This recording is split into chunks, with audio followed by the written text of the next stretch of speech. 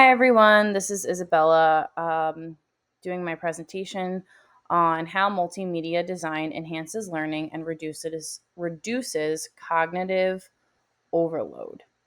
This would be kind of a subcategory of multimedia learning theory, and I tried to keep this presentation visually very minimal because that is a lot of what multimedia learning theory talks about, and a lot of the premise is about keeping things um, less is more to the point.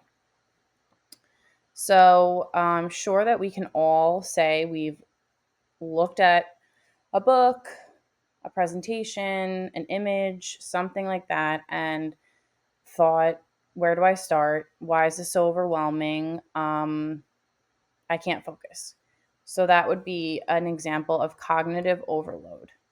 And I'd like to get into how we can reduce that using multimedia principles. And it would then make your teaching and your students' learning more engaging, more effective, and easier to follow. So, what is multimedia learning theory? It's something developed by Richard Mayer, who writes a lot of the text that we read in class.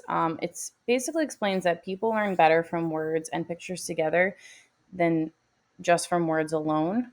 So when there's a picture or a diagram or an image that explains what you're reading, it's easier then to understand it.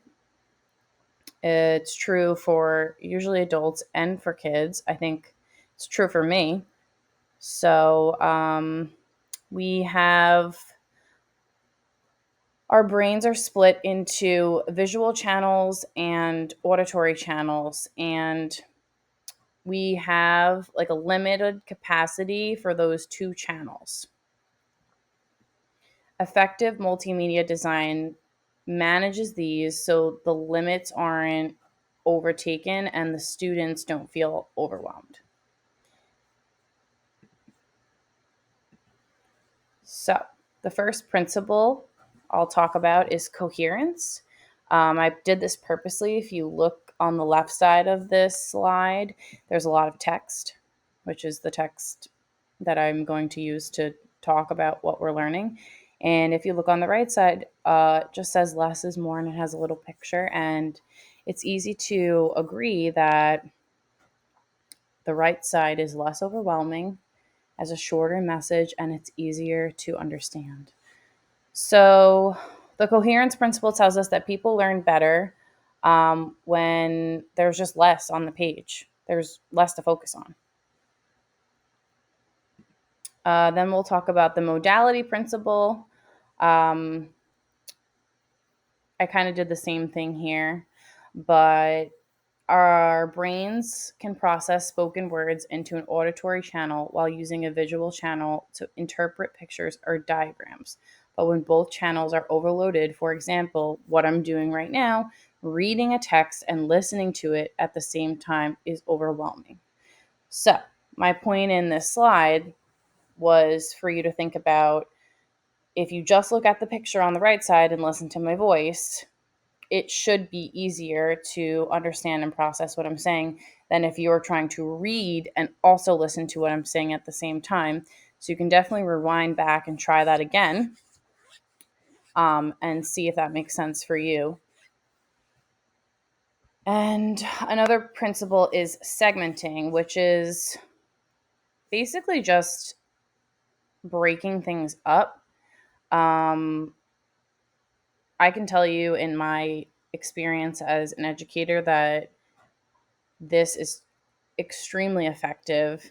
Um, you can't throw too much information at anyone at one time and expect them to grasp it right away. So, breaking things up is super important to help your audience understand. Um, and it gives them the time to manage essential processing.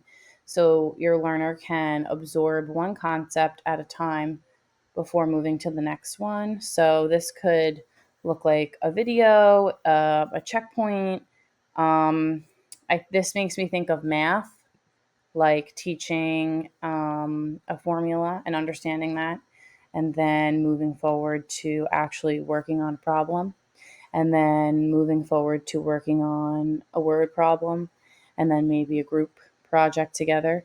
So I think we all do this in our classrooms, and it's super effective. When it comes to using technology and the more visual aspect of it, a shorter video, um, quickly showing a lesson and breaking that lesson into parts. Um, and for my last point that I want to make is about personalization and effective design. So basically, this is so easy to do and it makes a huge difference. I put a picture here of a teacher who looks happy, who looks friendly. Um, Being happy, being friendly, having a nice tone of voice, exploring things in a way that's engaging, rather than just saying, okay, this is what we're learning today. You might say something like, I'm so excited to explore this with you, or I'm so happy we're here together to learn. Because learning isn't just cognitive, it's emotional, and using just like your sense of like being a human and relating to others can really help you get your point across and engage your learners. Research by Plass and Kaplan show that emotional design like color, tone, and relatable visuals boost motivation and help information stick. So it does matter what you make your learner feel, not just getting the information across. You want to give them like an emotional connection to your lesson. And then these are just my references. Thank you.